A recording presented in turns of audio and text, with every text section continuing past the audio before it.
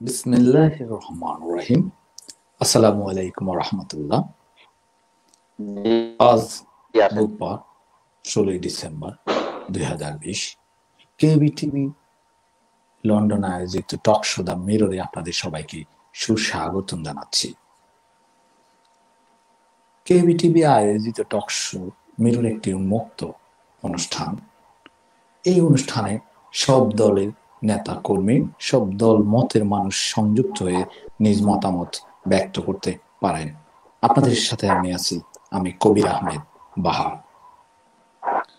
Talk show the mirror একটু উপদেষ্টা panel এবং প্রতিনিধি প্যানেল আছে, যাদের সহযোগিতায় আমরা এই অনুষ্ঠানটি আপনাদের কাছে সুন্দর ও সার্থকভাবে তুলে ধরার জন্য আপ্রাণ চেষ্টা করে যাই।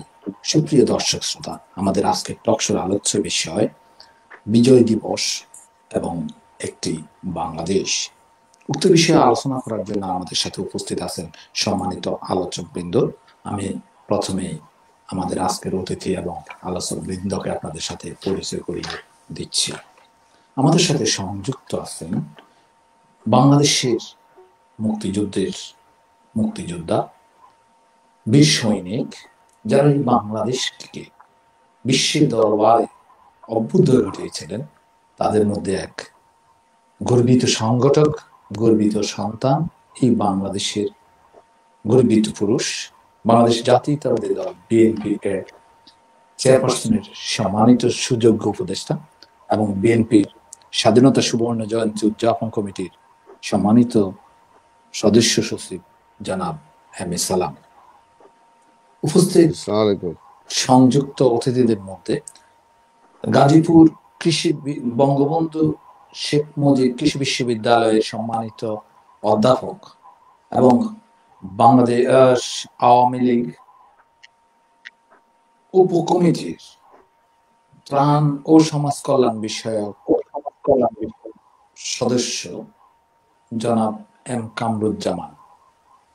এছাড়া আমাদের সাথে সংযুক্ত আছেন জাতীয় পার্টি এরশাদ এর সম্মানিত প্রেসিডিয়াম সদস্য, বিশিষ্ট সংগঠক জনাব অধ্যাপক ইকবাল হোসেন রাজু। এছাড়াও আমাদের সাথে সংযুক্ত আছেন বিশিষ্ট সাংস্কৃতিক সংগঠক, পেশাজীবী নেতা জনাব রফিকুল ইসলাম। আপনাদের সবাইকে আমাদের আজকের এই লাইভ টক শো দ্য মিররে সুস্বাগতম জানাচ্ছি। আমি প্রথমেই শ্রদ্ধা ভরে স্মরণ করতে চাই বীর সেনানীদের, যারা এই বাংলাদেশের স্বাধীনতার জন্য জীবন দান করেছেন, যারা এই বাংলাদেশের সীমানাকে পৃথিবীর দরবারে উন্মোচন করেছেন। দিনটি ছিল 16 ডিসেম্বর 1971। বাংলাদেশের মানচিত্র পেল স্বীকৃতি, বিশ্বের মানচিত্রে যোগ হলো একটি নতুন নাম, বাংলাদেশ।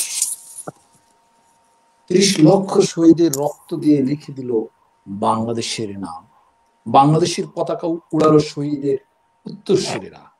শত্রুদের মুখে তালা লাগিয়ে বাংলাদেশের অভ্যুদয়, বাংলাদেশের মুক্তিযুদ্ধ, সর্বোপরি বাংলাদেশের মুক্তিযুদ্ধের বিজয়, স্বাধীন বাংলাদেশ। সেই গর্বিত বিজয়ে আজ 50 বছর চুই চুই করে যাচ্ছে। কেমন যাচ্ছে বাংলাদেশ? আমি প্রথমে এই বিষয়টি নিয়ে জানতে চাইব জনাব কামরুজ্জামান, আপনার কাছে আমি জানতে চাচ্ছি, বাংলাদেশের স্বাধীনতার এই সুবর্ণ জয়ন্তীতে এসে আমরা আসলে স্বাধীনতার সুফল কিভাবে ভোগ করছি? যে দেশে স্বাধীনতার জন্য যারা জান দিয়েছেন, যারা জীবন দিয়েছেন, 30 লক্ষ মানুষ, 30 লক্ষ মুক্তিযোদ্ধা তালিকা এখনো তৈরি করতে পারেনি, সেই মুক্তিযোদ্ধাদের সেই বাংলাদেশ কেমন আছেন জনাব কামরুজ্জামান? ধন্যবাদ বাহার ভাই। আমরা আজকে বিজয়ের মাস ডিসেম্বর, এই বিজয়ের মাসে আমি সবাইকে বিজয়ের শুভেচ্ছা জানাচ্ছি, কে বিটিভি সহ এবং আমাদের আজকে যারা অংশগ্রহণ করছেন, আমাদের সম্মানিত আলোচক বৃন্দ সহ যারা সংযুক্ত আছেন, সবাইকে বিজয়ের শুভেচ্ছা জানাচ্ছি। আমি প্রথমেই আমাদের শত সহস্র বছরের শ্রেষ্ঠ বাঙালি স্বাধীনতার স্থপতি জাতির পিতা বঙ্গবন্ধু শেখ মুজিবুর রহমানের স্মৃতির প্রতি গভীর শ্রদ্ধা নিবেদন করছি। আজকের এই বিজয়ের মাসে আমরা তিনটি উপলক্ষ আমাদের সামনে, আমরা তিনটি উপলক্ষকে নিয়ে আমরা এই বিজয়ের মাস উদযাপন করছি। তার মধ্যে একটি হচ্ছে ঐতিহাসিক মুজিব বর্ষ। 100 বছরে আমাদের জাতির পিতা বঙ্গবন্ধু শেখ মুজিবুর রহমানের জন্মের 100 বছর আমরা উদযাপন করছি, মুজিব শতবর্ষ। এটি আমরা আমাদের জীবদ্দশায় আমরা আর পাবো না। এটি আমাদের জন্য একটা ঐতিহাসিক প্রাপ্তি। এবং এই যে মুজিব বর্ষ, এই মুজিব বর্ষকে সামনে রেখে আমাদের আজকে আরেকটি যে উপলক্ষ, বিজয়ের উপলক্ষ আমাদের এই বিজয়ের মাঠে, সেটি হচ্ছে আমরা আমাদের অর্থায়নে, নিজস্ব অর্থায়নে আমরা পদ্মা সেতু নির্মাণ করেছি। আমাদের মাননীয় প্রধানমন্ত্রী জননেত্রী শেখ হাসিনার নেতৃত্বে বাংলাদেশ যে এগিয়ে যাচ্ছে দুরন্ত দুর্বার গতিতে, তারই একটি প্রতিফল হচ্ছে আমরা পদ্মা সেতু নির্মাণ আমরা করতে পারছি।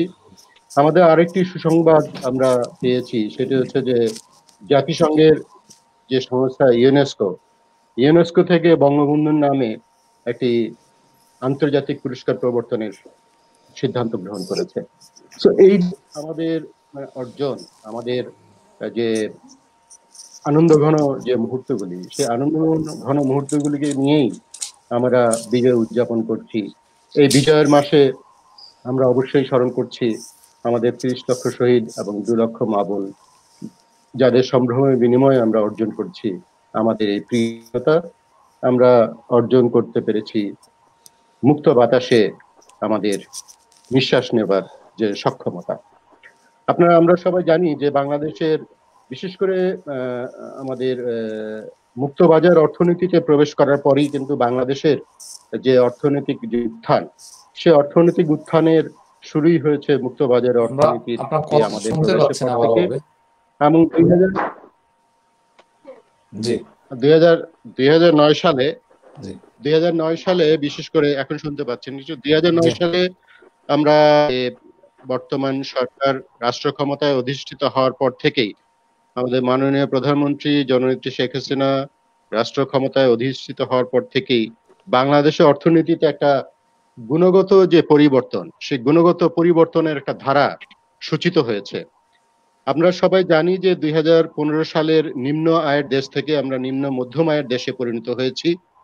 প্রথম যে প্রেক্ষিত পরিকল্পনা, সেখানে আমাদের ডিজিটাল বাংলাদেশ গঠন, 2021 সালের মধ্যে মধ্যম আয়ের দেশে পরিণত হওয়া, এটি কিন্তু আমরা 2015 সালে আমাদের অর্জন হয়েছে। এবং 2018 সালে জাতিসংঘের যে মানদণ্ড, সেখানে স্বল্পোন্নত দেশ থেকে উত্তরণের সকল শর্ত আমরা পূরণ করেছি। এবং 2021 সালে, সবাই শুনতে পাচ্ছেন, 2021 সালের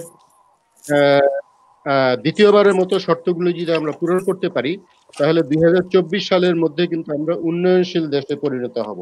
এটি বাংলাদেশের যে আমাদের বর্তমান বিজয় করে, সেই বর্তমান বিজয় দিবস, এটি আমাদের জন্য অত্যন্ত সুখকর সংবাদ। আন্তর্জাতিক মুদ্রা তহবিল IMF বলেছে সেটা হচ্ছে 2020 সালে বাংলাদেশের যে জিডিপির আকার, সেটি হবে পৃথিবীর 30তম জিডিপি এবং চলতি ডলার মূল্যে যার অবস্থান হবে 39তম। Centre for economics and business রিসার্চের প্রতিবেদনে 2024 সালেই বাংলাদেশের জিডিপি আকারে 30তম বৃহত্তর অর্থনীতির দেশ হবে। আর হংকং সাংহাই ব্যাংকিং কর্পোরেশনের হিসাবে 2030 সালের মধ্যে 26তম বৃহৎ অর্থনীতিতে, এবং সুইজারল্যান্ড ভিত্তিক যে বহুজাতিক আর্থিক প্রতিষ্ঠান UBS এর মতে বাংলাদেশ 2050 সালে 12তম বৃহত্তম অর্থনীতিতে পরিণত হবে। এবং সেই 2020 সালের ডিসেম্বরে যে মাথাপিছু জাতীয় উৎপাদনকে ভারতকে ছাড়িয়ে যাবে বাংলাদেশ, এই যে একটা, এবং বাংলাদেশকে এখন বলা হচ্ছে এশিয়ান টাইগার। আমরা আমাদের যে অর্জন, সেই অর্জনের মধ্যে এখন আমরা চাল উৎপাদনে চতুর্থ, আমরা স্বাদুপানি মাছ উৎপাদনে দ্বিতীয়, আমরা পাট উৎপাদনে দ্বিতীয়, এবং সেই সাথে অনেকগুলো সুখবর আমাদেরকে দিয়েছেন। আপনাকে অনেক ধন্যবাদ। এই যে আমি আপনার কাছে জানতে চাচ্ছিলাম, আজকে বিজয়ের 50 বছর ছুঁই ছুঁই, কিন্তু আমরা এখন পর্যন্ত একটি সঠিক মুক্তিযোদ্ধার তালিকা কেন করতে পারতেছি না? সরকার, যেখানে আপনার দল আওয়ামী লীগ ক্ষমতায় এবং মুক্তিযুদ্ধের অবিসংবাদিত নেতা বঙ্গবন্ধু শেখ মুজিবুর রহমানের দল আওয়ামী লীগ, কিন্তু আমরা কেন একটি সঠিক মুক্তিযুদ্ধের তালিকা এখনো করতে পারছি না? এখানে সমস্যাটা কোথায়, একটু কি আমাদেরকে বলবেন? বাংলাদেশে মুক্তিযোদ্ধার যে তালিকা, সেই মুক্তিযোদ্ধা আমাদের যারা মহান মুক্তিযুদ্ধে যারা অংশগ্রহণ করেছেন, যারা জাতির পিতার আহ্বানে সাড়া দিয়ে ওনার যে ৭ই মার্চের ভাষণ এবং সেই সঙ্গে আমাদের 25শে মার্চ দিবাগত রাতে স্বাধীনতার যে ঘোষণায় উদ্বুদ্ধ হয়ে আমাদের যারা মহান মুক্তিযুদ্ধে অংশগ্রহণ করেছেন, তাদের প্রতি আমাদের একটা গভীর শ্রদ্ধাবোধ আছে, তাদের প্রতি আমরা তাদেরকে স্মরণ করি। এবং সেই সঙ্গে বর্তমান যে সরকার, সেই বর্তমান সরকারও কিন্তু বিশেষ করে মাননীয় প্রধানমন্ত্রীর নেতৃত্বে আপনারা দেখবেন আমাদের যারা মুক্তিযোদ্ধা আছেন তাদেরকে মানে মানে যে সম্মানের যে উচ্চ শিখরে তাদেরকে তাদের স্থান দিয়েছে। এবং সেই সঙ্গে যে তথ্য ডাটাবেস করে এবং ডাটাবেস করে 20 লক্ষ, এখন কিন্তু মাসে মুক্তিযোদ্ধাদেরকে 20,000 টাকা করে প্রতি আমাদের সম্মানিত মুক্তিযোদ্ধাদেরকে ভাতা দেওয়া হচ্ছে। এছাড়াও বিভিন্ন ধরনের যে অর্থাৎ আপনি বলতে চাচ্ছেন যারা তালিকাভুক্ত আছেন তাদেরকে সুযোগ সুবিধা দেওয়া হচ্ছে, কিন্তু সঠিক তালিকা কেন হচ্ছে না? আমরা তো জানি যার বয়স 6 মাস সেও নাকি মুক্তিযোদ্ধা, এরকমও অনেকে পাওয়া গেছে। তা বিষয়টা আমি আপনার কাছে এগুলি আসলে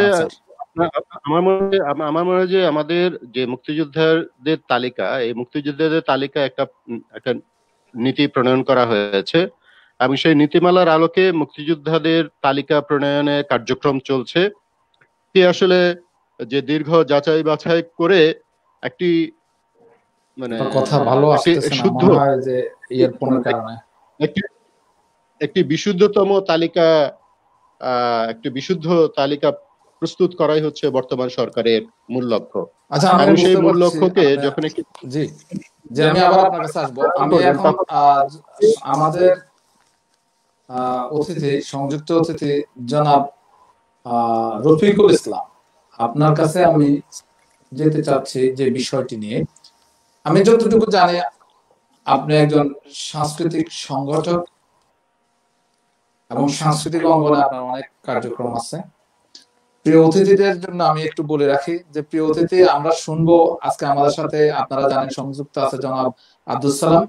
উনি বীর মুক্তিযোদ্ধা এবং উনি শুধু বীর মুক্তিযোদ্ধাই নাই, উনি বাংলাদেশ জাতীয়তাবাদী দলের স্বাধীনতার বিজয়ে 50 বছর অর্থাৎ সুবর্ণ জয়ন্তী উদযাপন অনুষ্ঠানের তিনি সদস্য সচিব। তো আমরা উনি কিভাবে, কি পরিকল্পনায় কিভাবে এই অনুষ্ঠানটি উদযাপন করবে আমরা ওনার কাছ থেকে শুনবো এবং ওনার স্মৃতিচারণ শুনবো।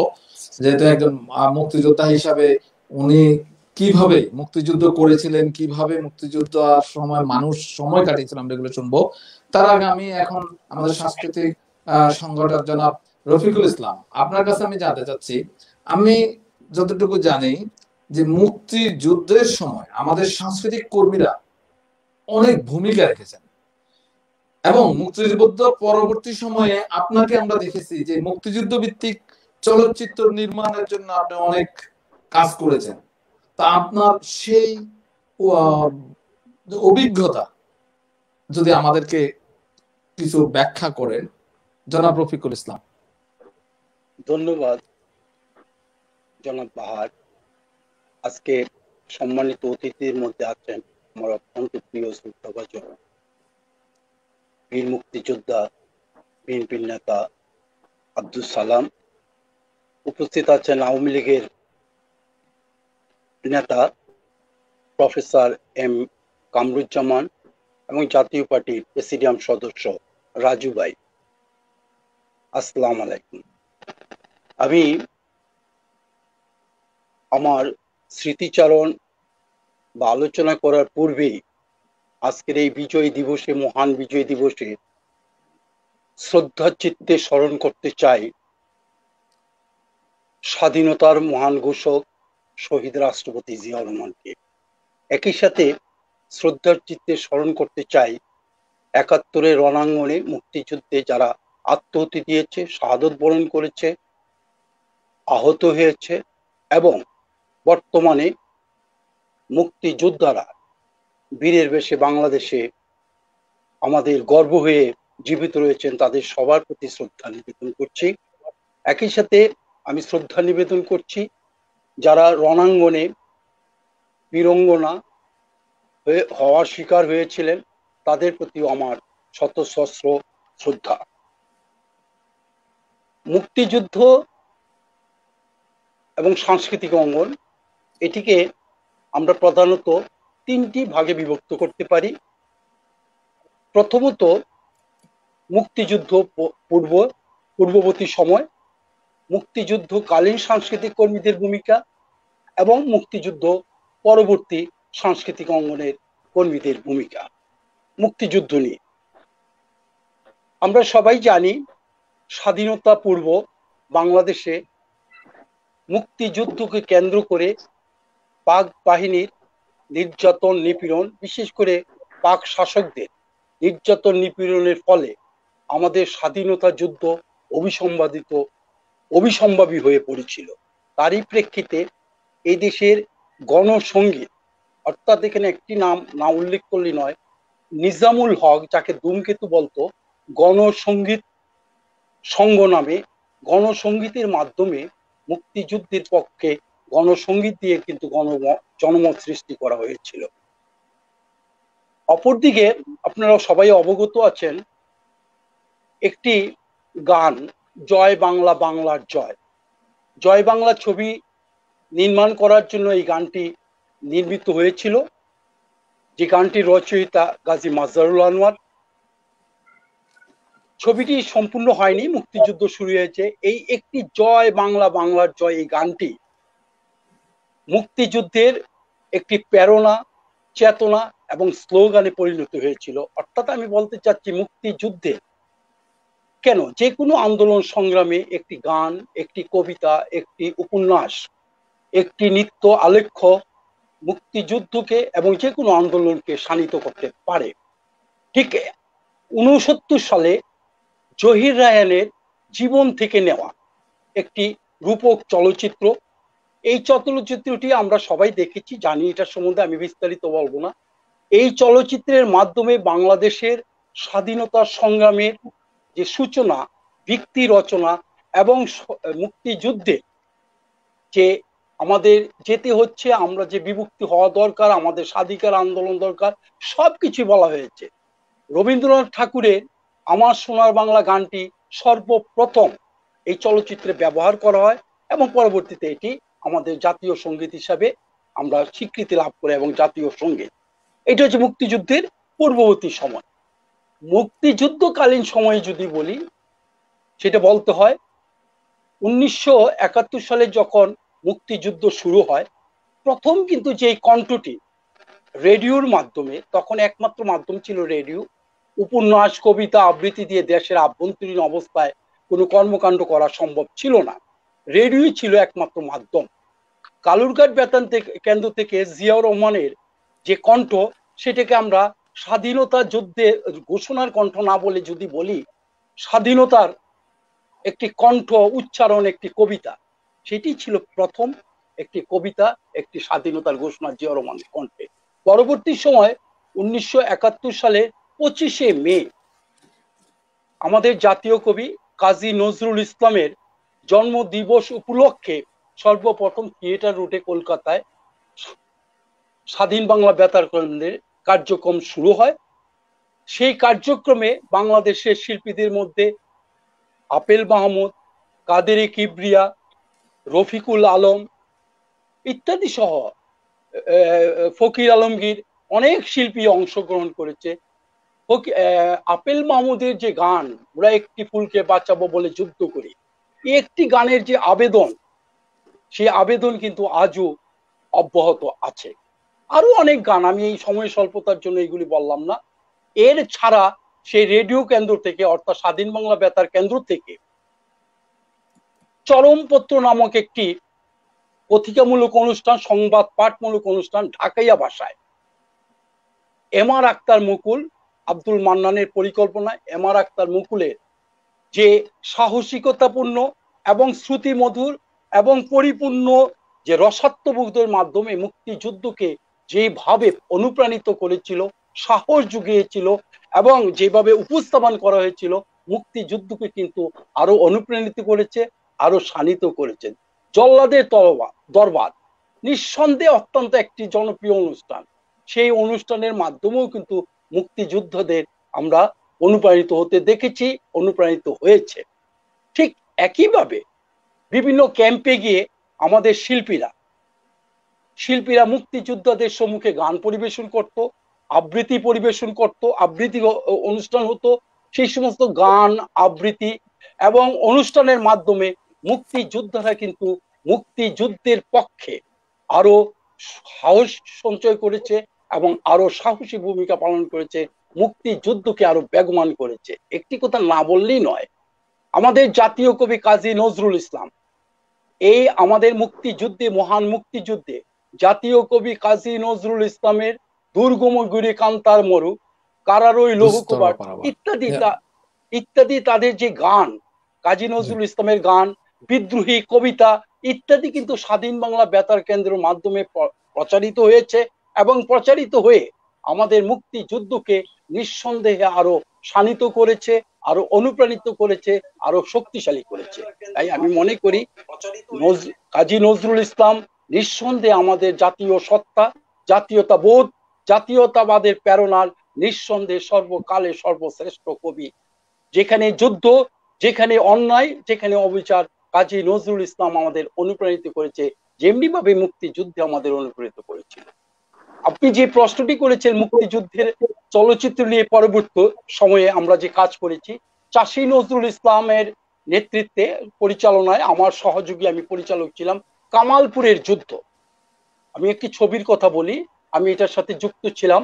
কামালপুরের যুদ্ধ বক্সিগঞ্জ অর্থাৎ কামালপুরের নামক একটি স্থানে মুক্তিযোদ্ধাদের সাথে পাক বাহিনীর একটি সম্মুখ যুদ্ধ হয়েছিল। সেই যুদ্ধে একটি ভয়াবহ যুদ্ধ এবং মুক্তিযুদ্ধের অন্যতম যুদ্ধ কিন্তু সেখানে হয়েছিল। সেই যুদ্ধে প্রায় ৩০০ মতো মুক্তিযোদ্ধা কিন্তু শাহাদত বরণ করেছিল। সেই কামালপুরের যুদ্ধকে নিয়ে চাষী নজরুল ইসলামের পরিচালনায় আমি সহযোগী পরিচালক ছিলাম এবং এটি শুটিং হয়েছে একবারে সরাসরি গ্রেনেড নিয়ে ক্যান্টনমেন্টের কাছাকাছি। সেনাবাহিনীর তত্ত্বাবধানে ছবিটি নির্মাণ করেছিল সেনাবাহিনী। 2 ঘন্টা 10 মিনিটের চলচ্চিত্র। সেই চলচ্চিত্রে আরেকটি উল্লেখযোগ্য বিষয় যেটা বলে আমি শেষ করতে চাই, আরেকটি বিষয় যেটা ছিল, এই কামালপুরের যুদ্ধে জিয়াউর রহমান, অর্থাৎ এই যুদ্ধটি হয়েছিল জুলাইয়ের পর যখন জেটফোর্স গঠিত হয়, জিয়াউর রহমান এই যুদ্ধকে কিন্তু সরাসরি প্রত্যক্ষ করেছিল এবং নেতৃত্ব দিয়েছিল এই কামালপুরের যুদ্ধে। তাই বলতে চাই, মুক্তিযুদ্ধ মানে চলচ্চিত্র, মুক্তিযুদ্ধ মানে সাংস্কৃতিক কর্মীদের ভূমিকার পাশাপাশি আমি এতটুকু বলে শেষ করতে চাই, নিঃসন্দেহে সাংস্কৃতিক কর্মীদের ভূমিকা নিঃসন্দেহ অবিস্মরণীয়, নিঃসন্দেহে অত্যন্ত গুরুত্বপূর্ণ, অত্যন্ত তাৎপর্যপূর্ণ। মুক্তিযোদ্ধাদের অনুপ্রাণিত করার জন্য সাংস্কৃতিক কর্মীরা যেই দুর্লভ এবং দুঃসাহসিক ভূমিকা পালন করেছে, হয়তো সাংস্কৃতিক কর্মীরা সেই মূল্যায়ন কখনই হয়নি, মূল্যায়িত হয়ও না। রাজনীতিবিদদের কাছে তাদের কখনো সাংস্কৃতিক কর্মীদের প্রত্যাশা কখনোই পূরণ হয় না। আমি পরিশেষে শুধু এতটুকু বলে শেষ করব, তবুও আমি বলবো যে এদেশের স্বাধীনতা সংগ্রামে সাংস্কৃতিক কর্মীদের, কবিদের, সাহিত্যিকদের নিঃসন্দেহে অত্যন্ত তাৎপর্যপূর্ণ ভূমিকা ছিল। ধন্যবাদ।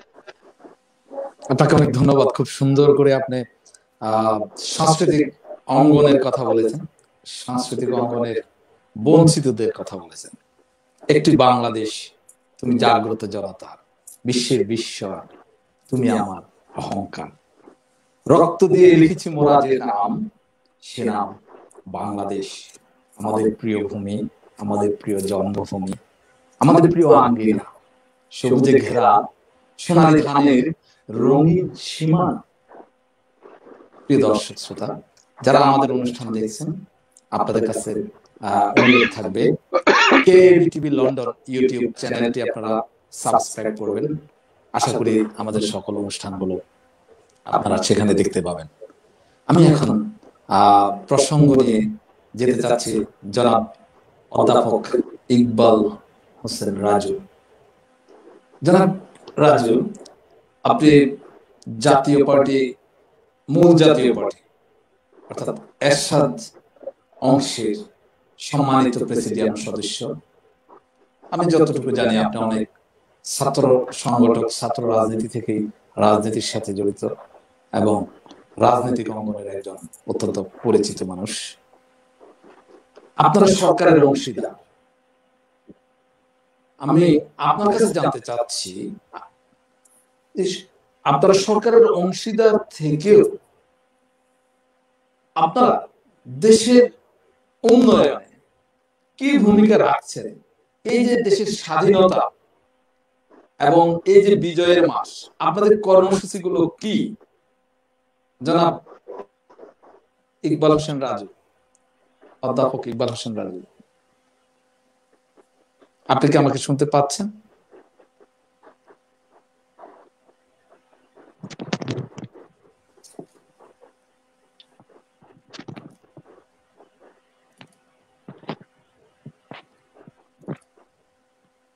জি ইকবাল হোসেন রাজু, আমরা সম্ভবত ওনাকে সংযুক্ত করতে পারতেছি না। কিছুক্ষণের মধ্যে আশা করি উনি আমাদের সাথে সংযুক্ত হবেন। আমি এখন জনাব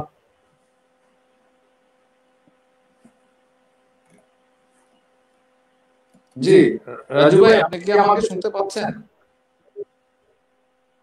আপনি কি আমাকে শুনতে পাচ্ছেন?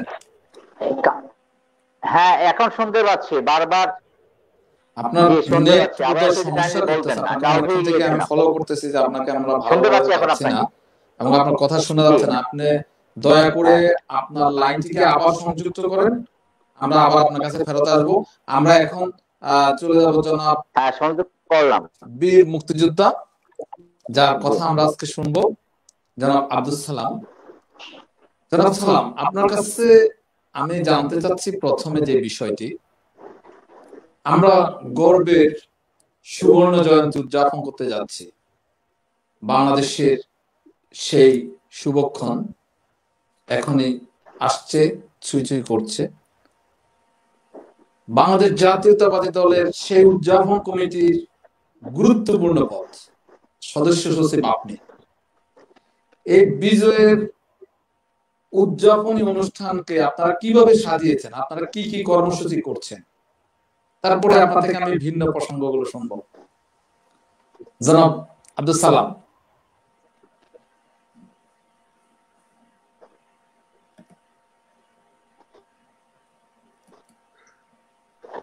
আমাকে শোনা যাচ্ছে? হ্যাঁ, আপনাকে ধন্যবাদ এবং আজকের অনুষ্ঠান যারা দেখছেন এবং শুনছেন তাদের সবাইকেও আজকে বিজয়ের শুভেচ্ছা।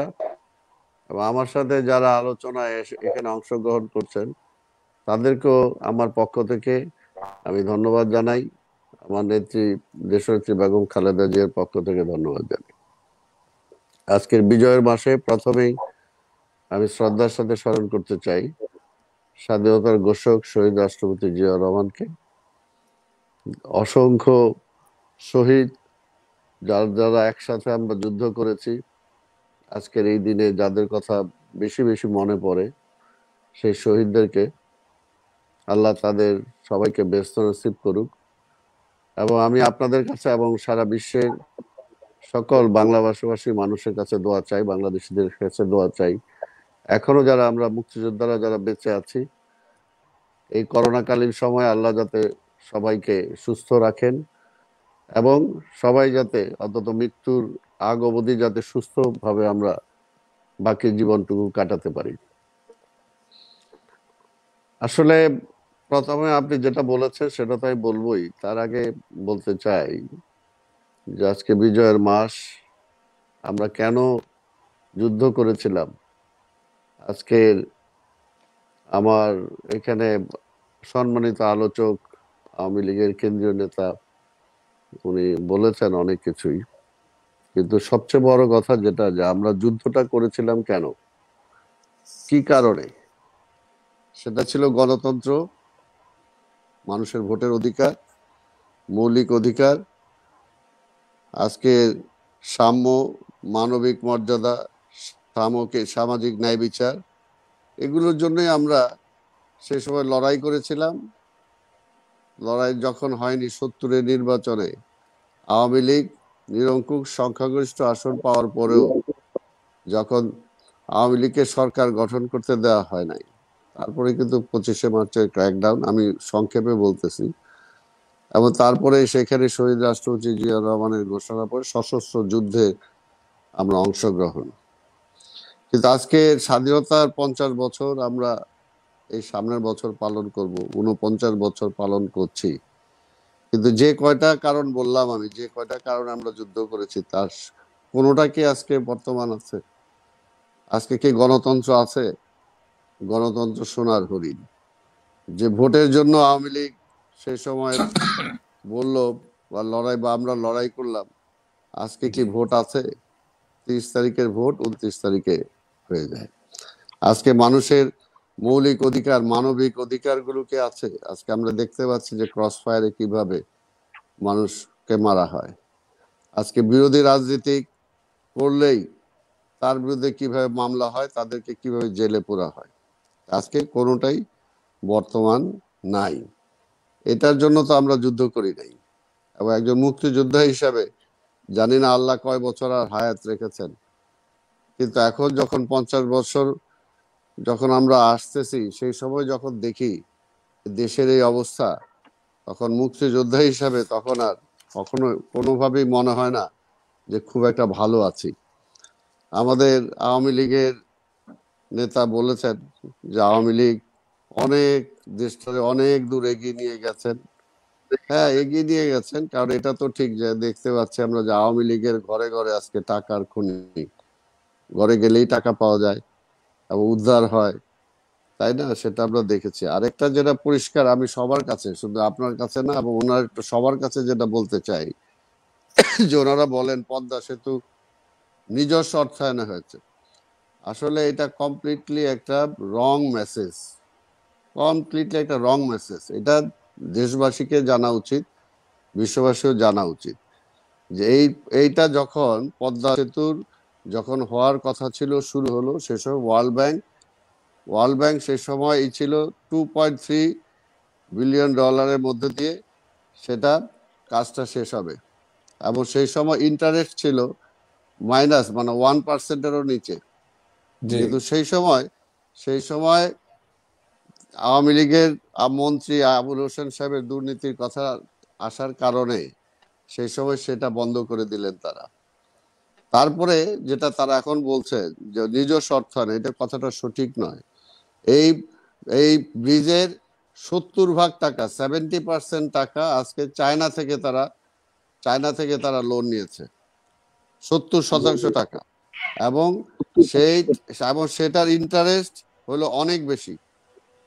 সেটা তারা যেটা দিচ্ছে ছিল 1%-এর নিচে, আজকে সেটা অনেক বেশি ইন্টারেস্টে সেই টাকাটা তারা নিচ্ছে। এবং সেই সময় সেটা কথা ছিল যে তারা যে টাকা শেষ করবে $2.3 বিলিয়ন মধ্যে, আজকে সেটা প্রায় $6 বিলিয়ন, এটা শেষ করতে প্রায় $6 বিলিয়ন যে আজকে এটা পৌঁছবে। তো এটাই আপনারা বুঝতে পারেন যে আজকের পদ্মা সেতুর আজকের এটা কি দাঁড়াচ্ছে।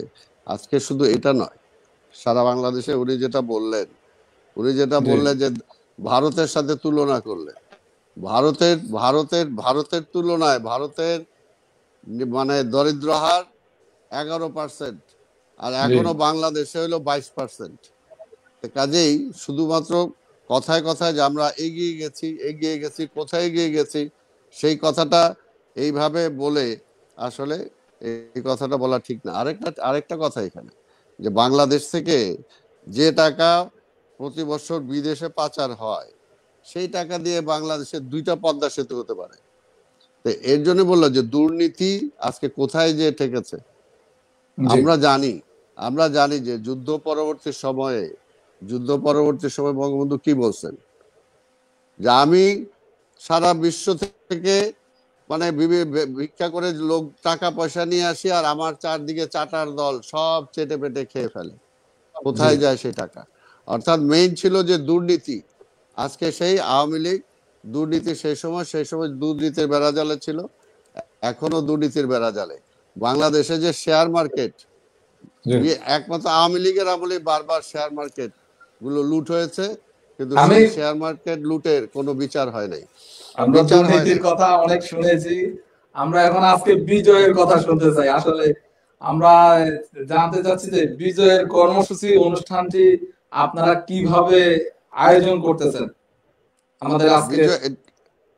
এটা যেটা বলতে চাই, বিজয় এটা অবশ্যই আমরা যেটা বলবো যে হ্যাঁ, আওয়ামী লীগ সে সময় রাজনৈতিক দল হিসাবে 70-এর নির্বাচনে এই দেশের মানুষ নিরঙ্কুশ সংখ্যাগরিষ্ঠ আসনে আওয়ামী লীগকে নির্বাচিত করেছিল, এবং সেই সময় স্বাভাবিকভাবে আওয়ামী লীগের সেই যুদ্ধের নেতৃত্বের একটা ভূমিকা আছে, সেটা অস্বীকার করার কোনো বিষয় নাই। কিন্তু আমরা যেটা বলি যে আওয়ামী লীগ শুধু বলে শুধু আওয়ামী লীগ, অর্থাৎ আওয়ামী লীগের বাইরে আর কেউ নাই। আমরা এই বছর আমরা এটাই বলতে চাই এবং বলবো আমরা যে শুধু একা আওয়ামী লীগ না, এটা ছিল একটা দেশের জনযুদ্ধ। এই দেশের সকল রাজনৈতিক দল, মত, পথ সবাই সেই যুদ্ধে অংশগ্রহণ করেছে, এবং সেখানে সবাইকে সেই স্বীকৃতিটা দিতে হবে। আজকে সেই স্বীকৃতিটা দেয়া হচ্ছে না। যেমন আমি একটু বিনয়ের সহিত যুক্ত করি, যেমন বঙ্গবন্ধু শেখ মুজিবুর রহমানের নেতৃত্বে জিয়াউর রহমানের ঘোষণা এই স্বাধীনতা যুদ্ধ এসেছে। তো আমরা মনে করি যে আমরা সবাই সবাইকে সম্মান করতে চাই, যার বড় অবদান আছে, যার ছোট অবদান আছে, এবং যে লোকটি একজন মুক্তিযোদ্ধাকে একটু পানি খাওয়াইয়ে, পানি পান করিয়ে মুক্তিযুদ্ধ অবদান রেখেছে, আমরা তার প্রতি কৃতজ্ঞতা জ্ঞাপন করি। অবশ্যই আমাদের কথাটা এটাই যে জিয়া রহমান সাহেব যখন ঘোষণা দিলেন, তার পরবর্তী পর্যায়ে আবার রাজনৈতিক নেতারা বললেন যে ঠিক আছে আপনি দিছেন, এখন আমাদের বঙ্গবন্ধু কথা শোনা যাচ্ছে না, করতে কোনো কার্পণ্যবোধ করেন নাই। কিন্তু আপনি যে কথাটা বললেন, আমারও স্পিড এইটাই, অর্থাৎ সেটা যদি স্বীকার, অর্থাৎ আপনি 1 নাম্বার হন, আপনি 2 নাম্বারও আমাকে দিবেন না, 3 নাম্বারও আপনি আমাকে দিবেন না, তাহলে তো হবে না। আজকের প্রত্যেকের ইতিহাস যতটুকু আছে, আজকে স্বাধীনতার পতাকা কে তুললো সে নামটা বলতে অসুবিধা হয়, আসম আব্দুর রবের নাম বলতে অসুবিধাটা কি? আজকে শাহজাহান সিরাজ ইশতেহার পাঠ করলো, তার নামটা আজকে বলতে অসুবিধা হয় কেন? অসুবিধাটা কেন? আজকে তাই আমরা চাই আজকে বঙ্গবন্ধুর নাম থাক, আজকে জিয়া রহমানের নাম থাক, আজকে মাওলানা ভাসানীর নাম থাক, আজকে এই টোটাল ইসের মধ্যে দিয়ে, যে প্রক্রিয়ার মধ্যে দিয়ে যারা জড়িত ছিল সবার নাম তো আসতে কোনো অসুবিধা নাই।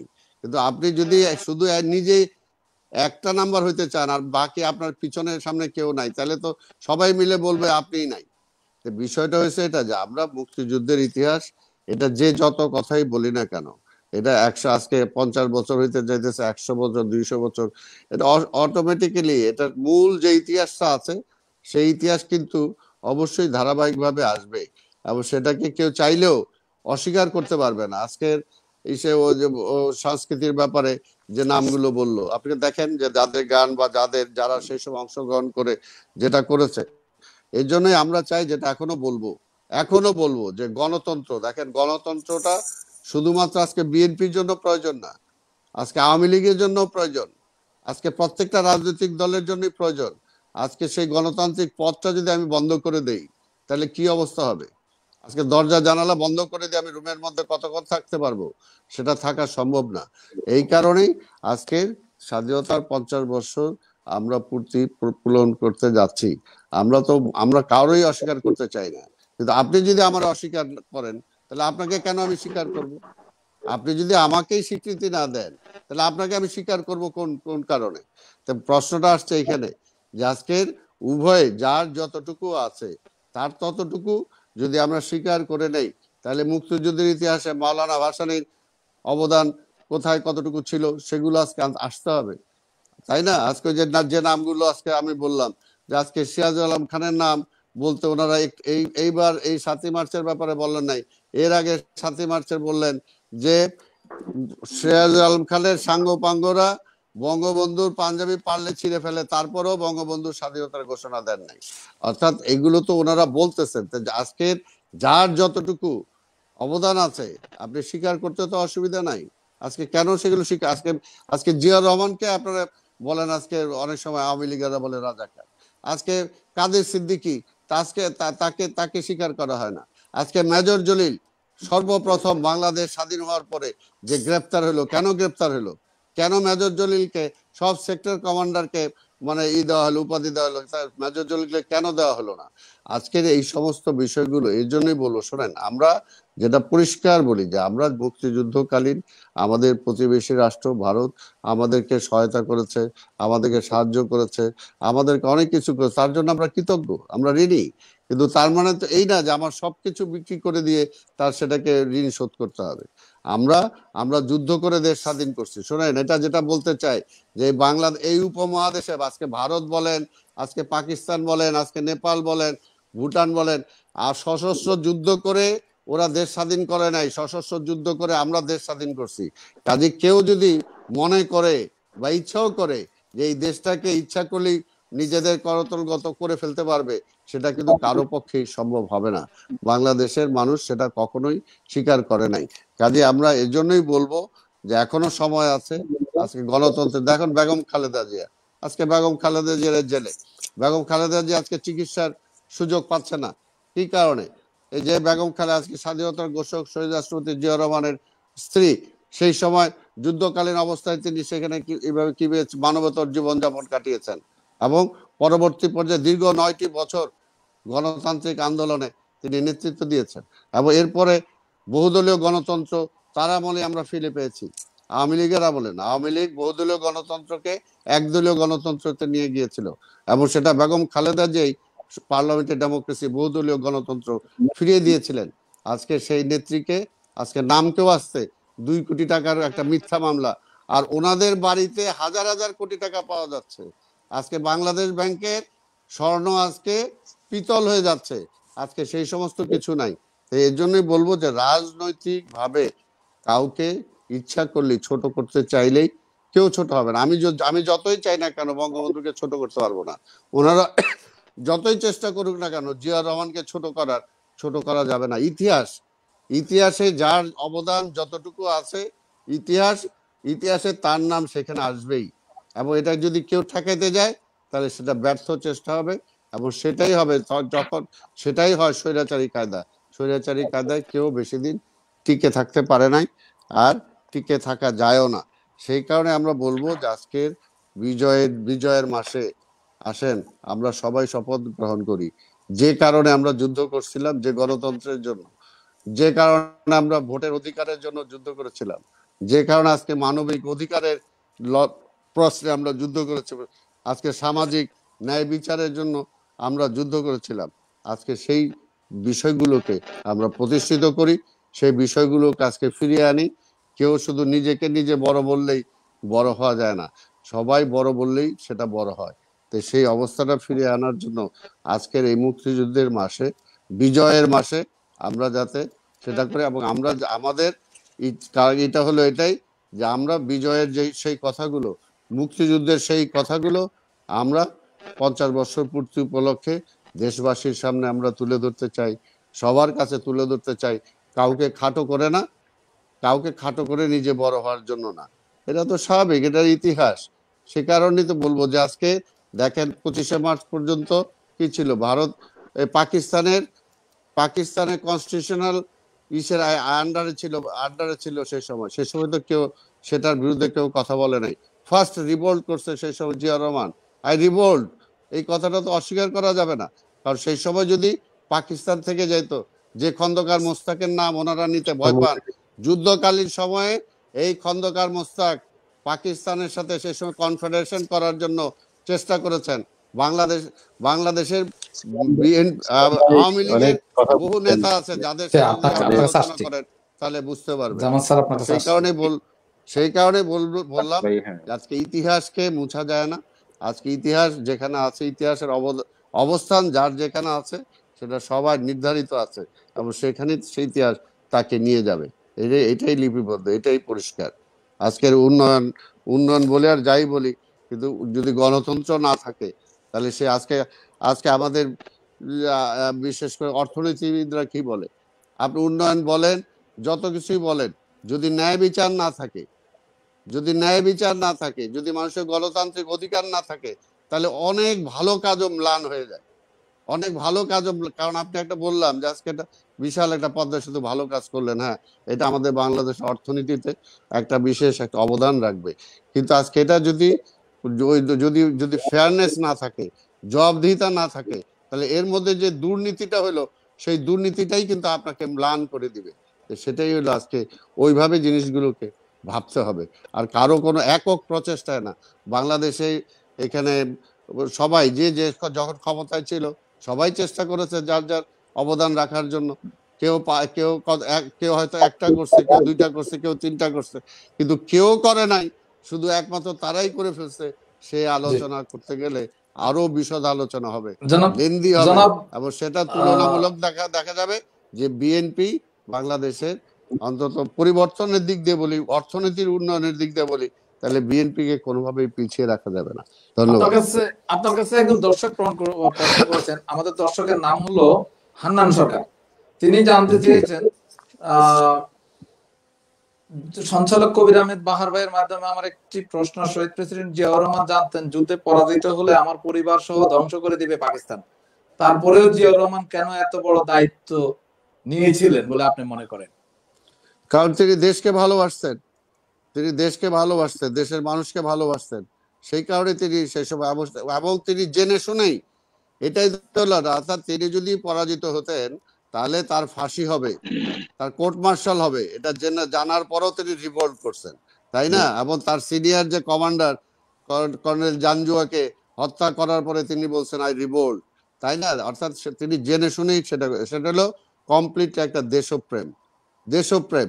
আজকের ইতিহাস বলতে গেলে অনেক, যে 7ই মার্চের কথা বলি, সেই সময় জনগণের অবস্থা কি ছিল, সেই সময় বাংলাদেশের ঢাকার সেনার ক্যান্টনমেন্টে আমাদের বাঙালি সেনাবাহিনী কতজন ছিল, পাকিস্তানিরা কতজন ছিল, তারপরে আমাদের বাঙালি সেনাবাহিনীদেরকে কিভাবে তার এই এই মার্চের থেকে এই মানে এই কয়েক মাসে এইখান থেকে নিয়ে মানে পাকিস্তান নিয়ে গেল, এগুলো যদি বলা যায় তাহলে আরো অনেক অনেক লম্বা ইতিহাস হবে। সেগুলোতে আপনার কাছে আমি আপনার স্মৃতিচারণের জন্য আমি আপনার কাছে আসবো, একটা যুদ্ধের ঘটনা বা স্বাধীনতা যুদ্ধের ঘটনা শুনবো। এর মাঝে আমি একটু বলে রাখতে চাচ্ছি যে আমাদের অধ্যাপক ইকবাল হোসেন রাজু, আপনি দয়া করে এই সংযুক্তিটা বাতিল করে নতুন করে আবার আমাদের সাথে সংযুক্ত হন। আপনার এই সংযুক্ততে ইন্টারনেট সাপোর্ট করতেছেন, আমি আপনাকে স্ক্রিনে আনতে পারতেছি না, স্ক্রিনে আনলেই প্রবলেম দেখা যায়। জনাব ইকবাল হোসেন রাজু, আপনি আমাকে শুনতে পাচ্ছেন আমি জানি, যে আপনি দয়া করে বের হয়ে আবার নতুন করে সংযুক্ত হন প্লিজ, আমরা আপনার কথা শুনবো। জনাব অধ্যাপক এম কামরুজ্জামান, আপনার কাছে আমি এসেছি। স্বাধীনতা যুদ্ধের বিজয়ের মাসে এই সময়ে সুবর্ণ জয়ন্তীতে সরকার যে কর্মসূচিগুলো নিয়েছে, এই কর্মসূচিগুলো এবং আওয়ামী লীগের কর্মসূচিগুলো কি একই নাকি দল হিসাবে আওয়ামী লীগ এবং সরকার কি একত্রীভূত হয়ে গেছে, নাকি আওয়ামী লীগের পৃথক অনুষ্ঠান আছে এবং সরকারের পৃথক অনুষ্ঠান আছে, বা কি কি কর্মসূচি আওয়ামী লীগ নিচ্ছে? ধন্যবাদ। আমি আমার মুক্তিযোদ্ধা সালাম ভাই ইতিমধ্যে কথা বলেছেন, এবং আমি আসলে খুবই একটু ব্যথিতই হয়েছি। আসলে বিজয়ের মাসে একটু ডকুমেন্ট তথ্য নির্ভর যদি কথাগুলো আসতো তাহলে অনেক বেশি ভালো হতো। কারণ এখানে অনেক বিজ্ঞ লোকজন আমাদের সামনে আমাদের কথা শুনছেন, অনেক বিজ্ঞ লোকজন এখানে আমাদের সামনে উপস্থিত আছেন। বিশেষ করে স্বাধীনতার যে ঘোষণা, বাংলাদেশের স্বাধীনতার যে স্বাধীনতার ইতিহাসকে একটু ওনার কাছ থেকে আমি চেয়েছিলাম যে সঠিক ইতিহাসটা, বাংলাদেশের ইতিহাসটা উনি বলবেন, কারণ উনি একজন মুক্তিযোদ্ধা ছিলেন। দীর্ঘ 1947 সাল থেকে দীর্ঘ লড়াই সংগ্রামের মধ্য দিয়ে কিন্তু একটা দেশ স্বাধীন হয়। বাংলাদেশ হচ্ছে পৃথিবীর মধ্যে একমাত্র দেশ যে দেশটি একজন অবিসংবাদিত নেতার নেতৃত্বে সশস্ত্র যুদ্ধের মাধ্যমে একটি দেশ স্বাধীন হয়েছে। পৃথিবীতে একমাত্র দেশ বাংলাদেশ যে অবিসংবাদিত, এবং সেটি হচ্ছে যে আপনার দীর্ঘ লড়াই সংগ্রাম, একদিনে না, 24 বছর, 47 আপনার 74 ভাষা আন্দোলন, 74 যুক্ত ফ্রন্ট, আপনার 66 6 দফা, 62 শিক্ষা আন্দোলন, 69-এর গণ আন্দোলন থেকে শুরু করে 70-এর নির্বাচন, 71-এর আমাদের 7ই মার্চের যে ভাষণ, এবারের সংগ্রাম, আমাদের স্বাধীনতার সংগ্রাম, এবারের সংগ্রাম, আমাদের মুক্তির সংগ্রাম, এই জাতির পিতা বঙ্গবন্ধু শেখ মুজিবুর রহমানের দীর্ঘ লড়াই সংগ্রামের মধ্য দিয়ে একটি দেশকে ঐক্যবদ্ধ করেছেন, একটি দেশকে স্বাধীনতার জন্য যে প্রস্তুতি, একটি দেশের সেই স্বাধীনতার জন্য প্রস্তুতি উনি দীর্ঘ 24 বছর লড়াই সংগ্রামের মাধ্যমে কিন্তু দিয়েছেন, একদিনে নয়। কোন একজন আপনি যেটা বলছেন জিয়াউর রহমান স্বাধীনতার দিয়েছেন, উনি আসলে স্বাধীনতার মানে পাঠ করেছেন। একজন কখনোই কিন্তু একজন নেতা হতে পারে না। আজকে আমরা টেলিভিশনে যখন যিনি সংবাদ পাঠ করেন তাকে আমরা সংবাদ পাঠকই বলি, কিন্তু সংবাদ যিনি রেসপন্সিবিলিটি, সেই সংবাদের রেসপন্সিবিলিটি হচ্ছে প্রযোজকের। সুতরাং আমাদের যে স্বাধীনতা, আপনাকে একটু স্বাধীনতা আমাদের চাচ্ছি বঙ্গবন্ধু শেখ মুজিবুর রহমানের নেতৃত্বেই স্বাধীনতা হয়েছে। জি জি, কামরুজ্জামান, আপনাকে আমি একটু সংযুক্ত করি। আমাদের ইতিহাস, দীর্ঘকালীন ইতিহাস, মানে আমি জাস্ট মুক্তিযুদ্ধের ইতিহাস যদি আমরা দেখি, আমাদের কালুরঘাট বেতার কেন্দ্র থেকে যে ঘোষণা আসছে, সেই ঘোষণা কিন্তু কারো লিখিত ঘোষণা ছিল না বলেই প্রমাণিত হচ্ছে, বা অনেকে এটার অনেক প্রমাণ তুলে ধরেছে।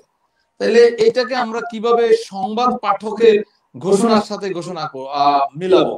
এটাকে আমরা বেশি সমালোচনা করলাম নাকি দলের বেশি কানা হয়ে এই কথাটা বললাম?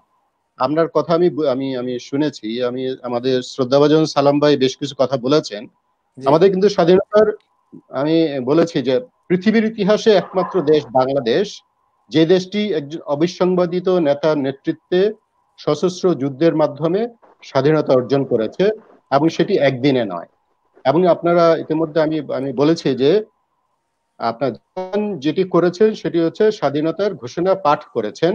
সো পাঠ করা, একজন আর্মির অফিসার হিসেবে উনি স্বাধীনতার ঘোষণা পাঠ করা উনি একটা নৈতিক দায়িত্বের মধ্যে পড়ে। এবং সেটা আপনারা জানেন যে জাতির পিতা বঙ্গবন্ধু শেখ মুজিবুর রহমানের যে নেতৃত্বে, সেই নেতৃত্বের প্রতি উনি আস্থা রেখেই কিন্তু উনি স্বাধীনতার ঘোষণা পাঠ করেছেন। এটা নিয়ে উনি একজন হিসেবেই পরিচিত। শুধু আমাদের স্বাধীনতা, বাংলাদেশকে স্বাধীনতার যে নেতৃত্ব, সেটি অবশ্যই আপনি বলবেন যে উনিও যে মুক্তিযুদ্ধের জীবন বাজি রেখে যে ঘোষণা পাঠ করেছেন, তখন কিন্তু অনেকেই পাঠ করেননি। তাহলে উনি কি আমাদের আরো কিছু কথা বলেছেন, সেটা হচ্ছে যে টাকার খনির কথা বলেছেন। আমরা কিন্তু ইতিমধ্যে জানি যে হাওয়া ভবন টাকার খনি হিসাবে প্রতিষ্ঠিত, বিশ্বব্যাপী 20 বছর আগে হাওয়া ভবনের যে টাকার উৎস সেটি, এবং সেই হাওয়া ভবন থেকে যে অর্থ পাচার হয়েছে নানাভাবে, এবং এটি কিন্তু পরীক্ষিত, প্রমাণিত, এবং এই ব্যাপারে কারো কোনো সন্দেহের কোনো সুযোগ নাই। এক, দ্বিতীয়ত সেটা হচ্ছে যে পদ্মা সেতুতে উনি দুর্নীতির কথা বলেছেন। পদ্মা সেতুতে দুর্নীতি প্রমাণ হয় নাই। কারণ হচ্ছে যখনই বিশ্ব ব্যাংক আপত্তি করেছে, সাথে সাথে আমাদের মাননীয় প্রধানমন্ত্রী জননেত্রী শেখ হাসিনা কিন্তু সেই আপত্তিটাকে উনি বিবেচনায় নিয়ে উনি কিন্তু দুর্নীতির বিরুদ্ধে 0 টলারেন্স নীতি ঘোষণা করেছেন। এবং বাংলাদেশে জাতির পিতা বঙ্গবন্ধু শেখ মুজিবুর রহমান যেমন দুর্নীতিমুক্ত একটি সুখী সমৃদ্ধ সোনার বাংলা উনি গড়তে চেয়েছিলেন, আমাদের মাননীয় প্রধানমন্ত্রী জননেত্রী শেখ হাসিনাও তাই একটি দুর্নীতিমুক্ত 0 টলারেন্স নিয়ে উনি কিন্তু আজকে বাংলাদেশকে এগিয়ে নিয়ে যাচ্ছেন। এবং কানাডার একটি আদালতে দীর্ঘ 5 বছর শুনানির মাধ্যমে কানাডার একটি আদালত রায় দিয়েছে পদ্মা সেতু নির্মাণে কোনো ধরনের দুর্নীতি হয় নাই। এটা কিন্তু প্রমাণিত এবং আদালতের রায়। এটা নিয়ে কেউ যদি বলে যে পদ্মা সেতু নিয়ে দুর্নীতি হয়েছে, এটা আসলে কোনোভাবে এটা যে গ্রহণযোগ্য। জনাব কামরুজ্জামান, আমি একটু যুক্ত করি। এখন আমরা অনেকে বলতে শুনি, একটু বিনয়ের সাথে যুক্ত করি, এখন অনেকে বলতে শুনি হাওয়া ভবনের মামলা ছিল 2 কোটি টাকা, এখন ছাত্রলীগের একজন কর্মীর কাছে পাওয়া যায় 2000 কোটি টাকা। তার মানে কি এটাকে অনেকেই বলে যে দেশের নাকি উন্নয়ন হয়েছে। আপনিও কি বলবেন যে এটা আসলে উন্নয়নের কারণে এখন একজন ছাত্রলীগ কর্মীর কাছে 2000 কোটি টাকা পাওয়া যায়? উন্নয়নের কারণে আপনার যেটা বলছেন সেটি একেবারেই, আপনি যে কথাটা বলছেন সেটি মানে হয়তো একেবারেই মানে অনুমান নেই, এবং এটার কোনো প্রমাণ এবং কোনো ধরনের, আমি গল্প করতেই পারি, গল্প করতে পারি 2,000 কোটি টাকা, 10,000 কোটি টাকা, 1,00,000 কোটি টাকা, এটা গল্পের মধ্যে সীমাবদ্ধ, বাস্তবতায় নাই। যেমন আপনার পদ্মা সেতু নির্মাণ করেছি আমাদের মাননীয় প্রধানমন্ত্রীর নেতৃত্বে, এবং সেইখানে আপনারা জানেন যেটি, সেটি হচ্ছে আমাদের মৌলিক অধিকারের কথা বলা হয়েছে। আমাদের সালাম ভাই বলেছেন মৌলিক অধিকার প্রতিষ্ঠিত করেছেন আমাদের মাননীয়, আমাদের শ্রদ্ধাভাজন সভাপতি 1996 সালে, যখন নাকি ভোটের অধিকার, ভাটের অধিকার কেড়ে নেওয়া হয়েছিল, এবং সেই 15ই ফেব্রুয়ারি একটা ভোটারবিহীন নির্বাচন করতে চেয়েছিল, সেই সময় আমাদের শ্রদ্ধাভাজন নেত্রীর নেতৃত্বেই কিন্তু আমরা বাংলাদেশ আওয়ামী লীগ ভোটের অধিকার, ভাটের অধিকার ফিরিয়ে দিয়েছিল 1999 সালের লড়াই সংগ্রামের মধ্য দিয়ে। এই যে 96 সালের লড়াই সংগ্রামের মধ্যে দিয়ে যে ভোটের অধিকার ফিরিয়ে দিয়েছে, ভাটের অধিকার ফিরিয়ে দিয়েছে বাংলার জনগণকে, বাংলাদেশের মানুষকে, তারই সুফল আজকে আমরা পাচ্ছি। আজকে আমাদের তারই সুফল হিসাবে এখন আর ভোট হচ্ছে না নাকি? 2001 সালে যখন 520 মার্কিন ডলার ছিল বাংলাদেশের জাতীয় আয়, এখন আমাদের বাংলাদেশের মাথাপিছু আয় হচ্ছে $2,162। আজকে আমাদের জিডিপির আকার 3.5 গুণ বৃদ্ধি পেয়েছে। আমাদের অর্থনীতি, আমরা যেটা বলেছি যে উন্নয়নশীল দেশের যাত্রায় আমরা আমরা যাচ্ছি, 2030 সালে আমাদের মাথাপিছু আয় হবে 5,479 মার্কিন ডলার। এই যে অভিযাত্রা, এই যে অদম্য অভিযাত্রা, সেই অভিযাত্রায় কিন্তু নেতৃত্ব দিচ্ছেন আমাদের মাননীয় প্রধানমন্ত্রী জননেত্রী শেখ হাসিনা। আমি বিশেষ করে আপনার কাছে আসলে স্বাধীনতার বিজয়ের মাসে কি করছে আওয়ামী লীগ এটা জানতে চাচ্ছিলাম, আমরা অনুষ্ঠানের একদম শেষ পর্যায়ে। আমি বলছি, সালাম ভাই একটা কথা বলেছে যে বাংলাদেশ ব্যাংকের স্বর্ণ নাকি পিতল হয়ে যাচ্ছে। আজকে বাংলাদেশ আমাদের আন্তর্জাতিক সংবাদে আমরাও শুনেছি, আমাদের বৈদেশিক মুদ্রার রিজার্ভ এখন $40 বিলিয়ন ছাড়িয়ে গেছে। বাংলাদেশের ইতিহাসে এখনো পর্যন্ত বাংলাদেশে বৈদেশিক, আপনি কিন্তু যখন কথা বলবেন একজন গতিশীল ব্যক্তি ডকুমেন্টে কথা বলবেন, $40 বিলিয়ন বাংলাদেশের ছাড়িয়েছে। আর কি যেটা বলা হয়েছে সেটা হচ্ছে যে মানে আমাদের দারিদ্রতা কিন্তু 1 পয়েন্ট, আমাদের বিশ্ব ব্যাংকের যে হিসাবে দারিদ্র 1.9 মার্কিন ডলার প্রতিদিন, সেই হিসাবে এখন বাংলাদেশের দারিদ্র্যের পরিমাণ হচ্ছে মাত্র 9%, যেটা আমাদের সালাম ভাই বলেছেন 21, আসলে 1.9 মার্কিন ডলার হিসাবে এটি এখন হচ্ছে 9%। সুতরাং সামগ্রিক বিবেচনায় বাংলাদেশকে যে এগিয়ে নিয়ে যাওয়া, সেই বাংলাদেশকে এগিয়ে নিয়ে যাওয়ার ক্ষেত্রে আপনি একটা জিনিস হচ্ছে বাংলাদেশকে কিন্তু আত্মনির্ভরশীল জাতি হিসাবে বাংলাদেশকে প্রতিষ্ঠিত করেছেন আমাদের শ্রদ্ধাভাজন নেত্রী। এই যে পদ্মা সেতু নির্মাণের মাধ্যমে আজকে বাংলাদেশের যে আর্থিক এবং অর্থনৈতিক যে সক্ষমতা, এই অর্থনৈতিক সক্ষমতা প্রমাণিত হয়েছে। পদ্মা সেতুতে আমরা আজকে বিশ্বের ইতিহাসে বিশ্বে 3টা আমরা বিশ্ব রেকর্ড করেছি। বিশ্বের ইতিহাসে এরকম ঘটনা ঘটেনি। তার মধ্যে একটা হচ্ছে 122 মিটার গভীরে কিন্তু আমরা পাইলিং করতে পেরেছি। আমরা 9 মাত্রা ভূমিকম্প সহনীয় যে পেন্ডুলাম বিয়ারিং 10,000 টন, পৃথিবীর ইতিহাসে এই প্রথম। নদী শাসনের যে 110 কোটি মার্কিন ডলার নদী শাসনে, এই পৃথিবীর ইতিহাসে এই প্রথম এত বড় দরপত্র হয়েছে। সুতরাং পদ্মা সেতু নির্মাণের বাংলাদেশ আজকে আন্তর্জাতিক, আমি আসলে বিজয় দিবসের কথা শুনতে চাচ্ছিলাম, আপনারা কেউ বিজয় দিবসের কথা বলতে চাচ্ছেন না। আপনি যে কথা বলেছেন যে আমি আপনার কাছে আসতেছি, আমি 1 মিনিট বলি। দল হিসাবে বাংলাদেশ আওয়ামী লীগ সবসময় জনগণের পাশে থাকে, এবং সেটির প্রমাণ ইতিমধ্যে আওয়ামী লীগ দিয়েছে। এই করোনা ভাইরাস দুর্যোগের সরকারের পক্ষ থেকে যেমন 6 কোটি লোককে করোনা ভাইরাস কথা শুনতে পাচ্ছেন না, রাজু ভাইকে আমি সংযুক্ত করতে পারতেছি না, রাজু ভাইকে সংযুক্ত করলেই আমার একটু 2 মিনিট একটু দেন আমাকে, আমি তাহলে বলে বাংলাদেশ আওয়ামী লীগ করোনা ভাইরাস দুর্যোগের সময় প্রতিটি সাংগঠনিক জেলায় 78টি প্রতিটি সাংগঠনিক জেলায় মাননীয় প্রধানমন্ত্রী বাংলাদেশ আওয়ামী লীগের সভাপতির নির্দেশে প্রতিটি সাংগঠনিক জেলায় করোনা ভাইরাস সামগ্রী বিতরণ করেছে বাংলাদেশ আওয়ামী লীগ। বাংলাদেশ আওয়ামী লীগ এর নেতৃত্বে বিভিন্ন সময় স্বাস্থ্য সেবা টিম চালু করা হয়েছে করোনা ভাইরাসের সময়। বাংলাদেশ আওয়ামী লীগের পক্ষ থেকে দেশের প্রতিটি উপজেলা স্বাস্থ্য কমপ্লেক্সে অক্সিজেন কনসেন্ট্রেটর সরবরাহ করা হয়েছে। বাংলাদেশে যতগুলি মেডিকেল কলেজ আছে যেখানে সেন্ট্রাল অক্সিজেন প্ল্যান্ট ছিল, সেই সেন্ট্রাল অক্সিজেন প্ল্যান্টে বাংলাদেশ আওয়ামী লীগের পক্ষ থেকে প্লিজ জনাব জামান, আপনার কাছে একজন দর্শক প্রশ্ন করেছেন। হাই ফ্লো অক্সিজেন কারণে আপনি আমরা আমার কথা বিতরণ আমাকে একটু আওয়ামী লীগ শুনেন। আপনার কাছে একজন জনগণের দর্শক দল হিসাবে প্রশ্ন করেছে। জনগণের দল হিসাবে একটা আচ্ছা, এটা জনগণের একটু দল এখন হিসাবে আর বলা যাবে নাকি?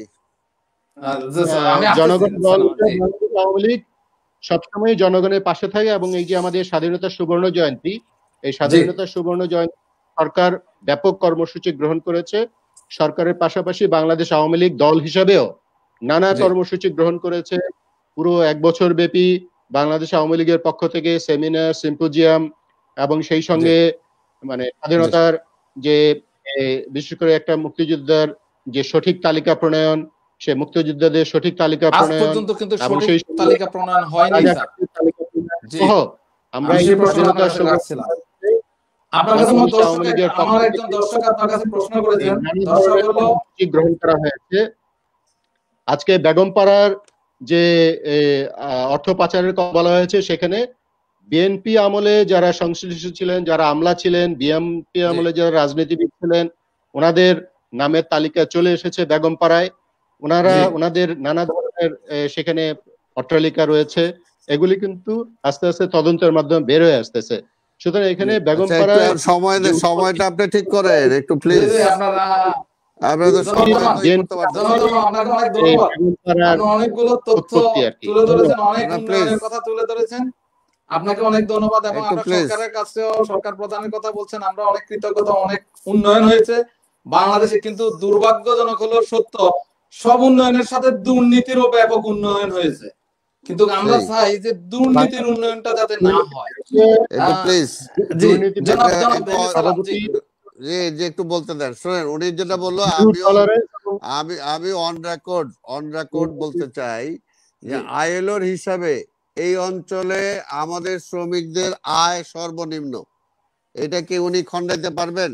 যে আমাদের আইএলও, আমি তো যেটা বললাম আইএলও কে কোট করলাম, যে আইএলওর ইসের মাধ্যমে যেটা আমরা জানি যে এই অঞ্চলের শ্রমিকদের আয় সর্বনিম্ন। প্লিজ আমাকে বলতে দেন, আপনি তো বলছেন জি, জি, আমাকে বলতে দেন, 62 মার্কিন ডলার আমাকে বলতে দেন প্লিজ। আরেকটা হলো উন্নয়ন, তো আমি বলি উন্নয়ন আমাদের এখানে জিডিপি তো বাড়ছেই, কারণ কারো হয়েছে 1000 কোটি আর কেউ হয়েছে 50 টাকা। কাজে যদি 1000 কোটি আর 50 টাকা মিলান, তাহলে 1000 কোটি টাকা আয় হয়েছে দেশের, এটা তো হয়েছেই। এটা মিলে তো আপনি জিডিপি বাড়াইতে পারবেন। এই কাজে এটা বলে। আরেকটা হলো যে কোনোটাই আমি ছাড়া বলতেছি না, যেটা বলতেছি যে আজকে দেখেন আজকে রাশিয়াতে 18.1 কিলোমিটারের একটা ব্রিজ তারা করছে। সেটার সময় লাগছে বোধহয় 3 বছর না 4 বছর। আর আমাদের এখানে 6.15 কিলোমিটার যেটা করছে, সেটার ব্যয়, সেটার কয় বছর লাগছে সেটা আপনি এখনো জানেন, এখনো শুরু হয় নাই। আরেকটা হলো যে রাশিয়া, সেটা হয়েছে ওইখানে তাদেরটা যে খরচ হয়েছে, যেটা অনেক আমাদের 3.6 বিলিয়ন ডলার খরচ করে 18.1 কিলোমিটার ব্রিজ করছে। সেটাও কিন্তু ইসের মধ্যে, নদীর মধ্যে, এটা ইয়ের মধ্যে করে নাই। আর আমাদেরটা 6.15 কিলোমিটার তৈরি করতে লাগছে যায় 6 মিলিয়নের উপরে। আর একটা যেটা বিশ্বব্যাংকের কথা যেটা বললাম, বিশ্বব্যাংক 1%-এরও নিচে ইন্টারেস্টে টাকা দিচ্ছিলেন, সেই টাকা ওনারা নিলেন না। কি কারণে সেটা কিন্তু ওনারা ব্যাখ্যা করেন নাই। আর এখন যেটা আমি বলছি, এইটা অন রেকর্ড আমি বলছি যে 70% চীন থেকে তারা লোন নিয়েছেন, যেটার ইন্টারেস্ট দিতে হয়েছে 2%-এরও বেশি। কাজেই এই বিষয়গুলো ওভারলুক করার কোনো সুযোগ নাই। এই বিষয়গুলো আমি যেটা বলতেছি এটা অন রেকর্ডই বলতেছি, যেগুলো যেটা আছে। আর আরেকটা যেটা বিশ্বব্যাংক যে সার্ভিস চার্জ আরোপ করে, আপনি নিশ্চয়ই সেটা জানেন। বিশ্বব্যাংক যে কথার মধ্যে কথা আমাকে বলতে দেন, আমি তো সময় একটু প্লিজ বলতে দেন। কারণ কারণ ওয়ার্ল্ড ব্যাংক যদি বিশ্ব ব্যাংকের সেই সময় সেই ওটাকে আমরা ডিজাইন করতে না করতাম, তাহলে সেটা 5 বছর আগে যদি ব্রিজটা হয়ে যেত, এবং 5 বছরের ব্রিজের তুলনায় যে যে ক্ষতিটা যেটা হলো, এই ক্ষতির হিসাব যদি আমি দেই, তাহলে তো এটা লাভ দিয়ে উঠতে হবে। এটা একটা বিশাল ক্ষতির পরিমাণ হয়েছে যদি 5 বছর আগে এই ব্রিজটা যদি আমরা তৈরি করতে পারতাম। সবচেয়ে বড় কথা শোনেন, যেটা বলি যে আমি তো বলতেছি না যে বিএনপি কোনো ভুল করে নাই। বিএনপি ভুল করছে, মানুষ মাত্রই ভুল করতে পারে। সরকার পরিচালনা করতে যে কোথাও ভুল হবে না এটা তো কথা না, কিন্তু ওনারা যদি বলেন যে কোনো জায়গাতেই কোনো ভুল নাই, এটা তো ঠিক না। আর উন্নয়নের দ্বারা এখানে রাজু তো আসতে পারতেছে না, আসতে বলতো, উন্নয়ন কখনো কোনো একটা সরকার করে না, এটা হচ্ছে ধারাবাহিক প্রসেস। এটা ধারাবাহিক প্রসেসের মধ্য দিয়ে উন্নয়ন হয়। তাহলে উনি যদি এটা বলেন, তাহলে আমি যদি 72-এ ফিরে যাই, 73-এ ফিরে যাই, 74-এ ফিরে যাই, তাহলে সেই সময় কি ছিল? মানুষ না খেয়ে মারা গেছে, তলাবিহীন ঝুড়ি ছিল। আর ওইটা পরবর্তী পর্যায়ে আস্তে আস্তে সেটাকে কাভার, আমি যদি বলি তাহলে জিয়া রহমান সেটা কাভার করছে। এখন এগুলোর ব্যাখ্যাতে না যে একটা জায়গায় আসেন, যেটা বারবার আমাদের সঞ্চালক বলতে চাইতেছেন যে আজকে বিজয়ের মাস। আপনিও বললেন যে হ্যাঁ, যুদ্ধ করে এই দেশটা আমরা স্বাধীন করছি। এই দেশটা স্বাধীন কি শুধু আওয়ামী লীগের জন্য হয়েছে? এই দেশটা স্বাধীন সবার জন্য হয়েছে। আপনি যখন সরকারে থাকবেন, তখন এই দেশের সকল মানুষের দায় দায়িত্ব আপনার। আর আজকের আপনার গণতন্ত্র এমনই গণতন্ত্র, যেটা বলতেছি যে আপনারা জনগণের কথা বলেন, এর জন্য জনগণরা আজকে ভোট দিতে দেন না। 30 তারিখের ভোট 29 তারিখে হয়ে যায়। দরকারটা কি? এগুলো করে তো মানুষের কাছ থেকে গ্রহণযোগ্যতা পাওয়া যায় না। তাই আসেন, এখনো আমার যেটা কথাটা বলতেছি যে এখনো সব কিছু বাদ দিয়ে যা হওয়ার হয়েছে, খালেদা জিয়াকে জেলে রেখে যদি প্রবলেম সলভ হয়ে যেত, তাহলে বলতে পারতেন। আজকে যদি বিএনপি কে আপনারা ক্র্যাশ ডাউনের প্রোগ্রাম নিচ্ছেন, এটা যদি শেষ করে দিয়ে আপনারা সবকিছু সমাধান করতে পারতেন, তাহলে হয়তো, কিন্তু সমাধান কিন্তু হয় না। এইভাবে কেউ পারে না। বহু ডেমোক্রেটিক গভর্নমেন্ট, ভোটে নির্বাচিত সরকার শোনা যাচ্ছে না? রূপান্তরিত হয়েছে। কাজে সেটা তো দরকার নাই। আপনি ভোট দেন, আপনি মানুষের ভোটের অধিকারটা কেড়ে নেবেন কেন? যদি মানুষ এতই উন্নয়ন করছেন, আপনারা মানুষের এত কাছাকাছি আছেন, ওকে, মানুষ আপনাকে ভোট দিবে, তাইলে ভোটে ভয়টা কেন? আপনি এখানে আমরা এখানে আলোচনা করতেছি, একজন সঞ্চালক আছে, তাই না?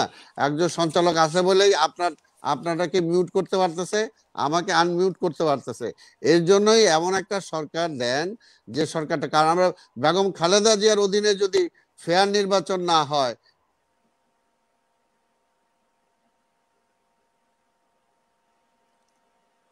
বলছেন 15ই ফেব্রুয়ারি নির্বাচনের কথা। শোনেন, বাংলাদেশের ইতিহাস থাকবে। আমি বললাম যে বাংলাদেশের ইতিহাসে বেগম খালেদা জিয়ার নাম স্বর্ণাক্ষরে লেখা থাকবে। 15ই ফেব্রুয়ারি নির্বাচন যে খারাপ নির্বাচন করেও কিন্তু আপনারা ক্ষমতা ছাড়েন নাই।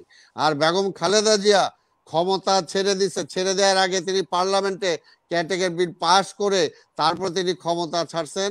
আরেক কিছু কথা শোনা যায় না মাঝে মাঝে। দিব, সেটা কিন্তু আপনারা দেন নাই, ক্ষমতা ছাড়েন নাই। কাজেই বেগম খালেদা জিয়া ক্ষমতা ছেড়ে দিয়ে প্রমাণ করেছেন যে তিনি গণতন্ত্রের জন্য, দেশের মানুষের জন্য, সবার জন্য কতটুকু। এবং এটা আজকে হয়তো আমি স্বীকার করতে নাও পারি তর্কের খাতিরে, কিন্তু আগামী দিনের ইতিহাস অবশ্যই বেগম খালেদা জিয়াকে স্মরণ করবে এবং ভালোভাবে স্মরণ করবে। এই কারণে বললাম যে এখনো সময় আছে। আমরা যে কারণে দেশটা স্বাধীন করছি, আজকে স্বাধীনতার সেই স্বপ্ন যদি বাস্তবায়ন করতে হয়, মূল যে জায়গায়, সেই জায়গাটা যে ভোটের অধিকার। ভোট আপনারা আওয়ামী লীগের ক্ষমতায় যাইতে দেয় নাই বলছেন বারবার, তো এখন কেন আপনারা ভোটটা সেটা কেটে নিতেছেন? কেন মানুষে ভোট দিতে দেন না? কেন আজকে 30 তারিখের ভোট 29 তারিখ করে ফেলেন? আজকে মানুষের ভোটটা দিতে দেন। আপনারা যদি উন্নয়ন করে থাকেন, আপনাদের পক্ষে মানুষ রায় দিবে, অসুবিধাটা কি আছে? আপনার যে গণতন্ত্রের জন্য লড়াই করলাম, সেই গণতন্ত্রটা আল্লাহর হস্তে জনগণের মাঝে ফিরিয়ে দেন। অন্তত 50 বছর পূর্তি হিসেবে জনগণের কাছে সেটাই সবচেয়ে বড় হবে। আজকে সেটার জন্য সেই লক্ষ্যে কাজ করেন। আর যেগুলো বাস্তব যে আজকে মেগা প্রজেক্ট, হ্যাঁ মেগা প্রজেক্ট হবে, মেগা চুরি হবে, আজকে সেগুলো তো আছে, সেগুলো আলোচনা করতে গেলে আপনি অনেক বলবেন, আমি আবার সেটার কাউন্টার বলবো। এখন মূল জায়গাটায় আসেন যে রাজনীতিটা আজকে কোথায় আছে। রাজনীতিটাকে যদি আওয়ামী লীগ একটা দীর্ঘদিনের অনেক পুরাতন রাজনৈতিক দল। আওয়ামী লীগ আমরা তো বলি যে হ্যাঁ আওয়ামী লীগের নেতৃত্বে সেই সময়, আজকে আওয়ামী লীগের নেতৃত্বটাকে আমি অস্বীকার করছি না, হ্যালো জি শোনা যাচ্ছে আপনার। হ্যাঁ আওয়ামী লীগের নেতৃত্বটাকে আমি অস্বীকার করতেছি না। বঙ্গবন্ধুকে আমি যদি স্বীকার করি, আপনি আমার জিয়াউর রহমানকে স্বীকার করবেন না, সেখানেই তো আপনার বঙ্গবন্ধুকে খাটো করেন। আপনি 1 নম্বরে থাকেন, আপনি আমার 2 নম্বরও দিবেন না, তখন তো আপনার জন্য আমি টানাটানি শুরু করব, তখন তো আপনারই ক্ষতি। কাজে বললাম আওয়ামী লীগ, বঙ্গবন্ধুর সবচেয়ে বেশি কেউ যদি ক্ষতি করে থাকে সেটা করেছে আওয়ামী লীগ। আওয়ামী লীগ তাকে দলীয়করণ করেছেন। আপনার দলীয়করণ বাদ দেন, দলীয়করণ বাদ দিয়ে তারে যদি দেশের নেতা, জাতির নেতা তাহলে সেই পর্যায়ে তাকে ছেড়ে দেন, সবার জন্য উন্মুক্ত করে দেন। কিন্তু শুধুমাত্র আওয়ামী লীগ করলে কখনো সম্পূর্ণ জাতির নেতা কিন্তু তিনি হইতে পারবেন না। আমরা বারবার বলতেছি আওয়ামী লীগের অবদান আছে, সেটা ঠিক। আপনিও বলেন যে হ্যাঁ জিয়াউর রহমানের অবদান আছে। আপনি যেটা বলছেন আজকের এখানে সঞ্চালক যেটা বলছেন যে হ্যাঁ উনি প্রথমে নিজের নামে ঘোষণা করার পরও পরে অন বিহাফ অফ বঙ্গবন্ধু বলছে, সেটাকে আপনি স্বীকার করেন। আপনি সেই ঘোষণাটাকে বলতেছেন পাঠক, আর এটা তো কেউ লিখে দেয়নি তাকে, যেটা সঞ্চালক বললেন যে হ্যাঁ এটা যদি বাংলাদেশ গভর্নমেন্ট হয়ে গেছে, সে সময় গভর্নমেন্ট তো বাংলাদেশ গভর্নমেন্ট তো সে সময় হয় নাই। বাংলাদেশ গভর্নমেন্ট কয় মাস পরে হয়েছে মুজিবনগরে, কয় মাস পরে শপথ নিছে, সেটা তো ইতিহাস। সেই সময় তো গভর্নমেন্ট ছিল না, কাজে সেটা কে লিখে দিবে? সে নিজে লিখছে, নিজে সেই ঘোষণাটা পড়ছে, এবং সেটা আজকের ইতিহাস। সেটা আজকে ভারত বলেন, বিভিন্ন বিশ্বের বিভিন্ন দেশের ঐতিহাসিক যারা আছে তারাও সেটাকে স্বীকার করেন। কিন্তু তাই বলে আমরা শহীদ জিয়াউর রহমানকে তো বঙ্গবন্ধুর উপরে নিয়ে যেতে চাইতেছি না, কিন্তু আপনি উপরেও থাকবেন, নিচেও কাউকে রাখবেন না, এই মন মানসিকতা নিয়ে তো কোনো কিছু হয় না। তো সেটার জন্য সবার কাছে গ্রহণযোগ্য যেটা হতে পারে সেই জিনিসটাই করেন, এবং সেটার জন্যই আজকে আসেন সবাই মিলে অন্তত এই স্বাধীনতার এই বিজয়ের মাসে আমরা অন্তত সেই জিনিসটা চিন্তা করি। আপনাদের ধন্যবাদ। আপনাদের সবাইকে অনেক ধন্যবাদ। আসলে আমার সময় শেষ হয়ে গেছে, আমি অত্যন্ত দুঃখিত। আমি অত্যন্ত কৃতজ্ঞতা জানাচ্ছি জনাব ইকবাল হোসেন রাজু ভাই আপনার কাছে, যে আপনাকে আমি সংযুক্ত করতেই পারতেছি না। আমি এখন পর্যন্ত ট্রাই করতেছি, আপনার কেন জানি আমি যখন স্ক্রিনে আপনাকে আনি আপনার কথা শোনা যায় না এবং আমার স্ক্রিন হ্যাং হয়ে যায়। আমি অত্যন্ত দুঃখ প্রকাশ করছি আপনার কাছে। আমরা আশা করি অন্য কোনো প্রোগ্রামে আপনাকে আমরা আবার নিয়ে আসবো। আমি আর কাউকে সময় দিতে পারতেছি না, আমার সময়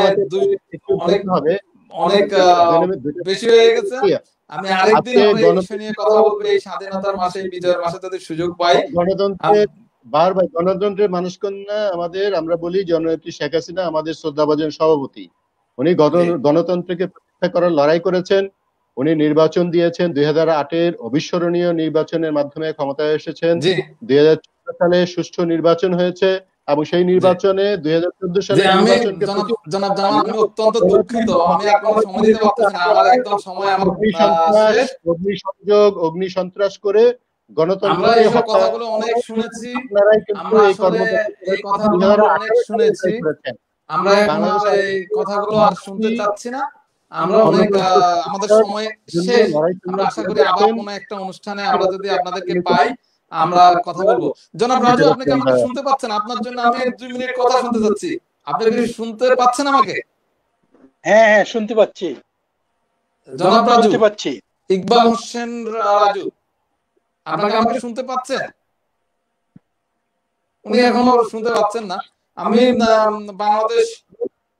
বাংলাদেশের জনগণ, আমাদের দর্শক শ্রোতা, আপনাদেরকে বলে রাখছি, দয়া করে আমাদের কেবিটিভি লন্ডন ইউটিউব চ্যানেলটি সাবস্ক্রাইব করবেন। আমাদের অনুষ্ঠানটি পরবর্তীতে আবার দেখার জন্য Kabir Ahmed Bahar Facebook profile, Kabir Ahmed Bahar Twitter profile, KBTV London YouTube channel, KBTV London page Facebook পেজে আপনারা আমাদের অনুষ্ঠানটি আবার দেখতে পাবেন। বাংলাদেশ তুমি আমার সবটুকু ভালোবাসা, সকাল সন্ধ্যা কোটি মানুষের স্বপ্ন দেখা, স্বপ্ন হৃদয়ে আসা, কখনো তুমি নিরাশ করোনি আমায়, তোমার সবুজ আঙ্গিনায় আমার বসবাস, গর্বিত আমি, গর্বিত কোটি কোটি মানুষ, কোটি কোটি বাংলাদেশের মানুষ। আমি একদম শেষ পর্যায়ে, আমার পক্ষে আর সময় দেওয়া সম্ভব না। আমি সবাইকে শুভেচ্ছা জানাচ্ছি, দেশের সকল মানুষকে বিজয়ী শুভেচ্ছা জানাচ্ছি। কেবিটিভি লন্ডনের পক্ষ থেকে সবাইকে অনেক অনেক অভিবাদন জানাচ্ছি। সবাই ভালো থাকবেন। স্বাধীনতা বিজয়ের এই লগ্নে শুধু এই কামনা সবার জন্য, সবাই সুন্দর থাকুন, ভালো থাকুন। এই বাংলাদেশটি আমার, এই বাংলাদেশটি আপনার, 17 কোটি মানুষের, সবাই 17 কোটি এই মানুষ পৃথিবীর বুকে গর্বিত বাংলাদেশি মানুষ। সবাই ভালো থাকুন। সবাইকে ধন্যবাদ জানিয়ে আমরা আজকের অনুষ্ঠান এখানে শেষ করছি। সবাইকে ধন্যবাদ।